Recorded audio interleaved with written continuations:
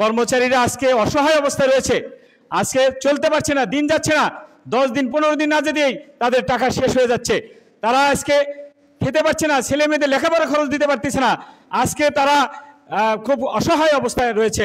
অতএব আমাদের দাবি মানতে হবে, বৈষম্য দূর করতে হবে।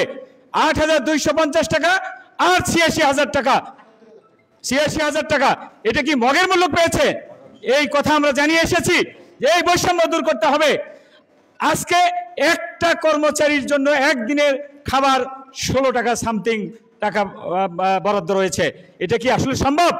এটা একটা চা এবং একটা সিঙ্গারা খাওয়ার টাকা। অতএব আমি মনে করি 1:5, অর্থাৎ 1 লক্ষ টাকা যদি কর্মকর্তাদের হয়, আমাদের কমপক্ষে 20,000 টাকা হতে হবে।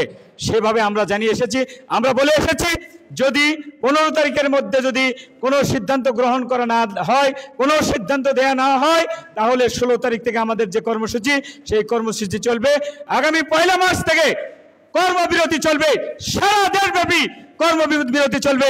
সেজন্য আমি উদাত্ত আহ্বান জানাবো, মাননীয় প্রধান উপদেষ্টার প্রতি আমাদের আবেদন থাকবে যে এই যে বৈষম্য বিরোধী ছাত্র আন্দোলনের সাথে যারা কর্মচারীরা যোগ হয়েছিল, সেই কর্মচারীদেরকে আপনি দূরে সরে ঠেলে দিবেন না, আপনি কর্মচারীদের পাশে থাকবেন, কর্মচারীদের দাবি আপনি আদায় করে দিবেন, এই প্রত্যাশা আপনার প্রতি রইল।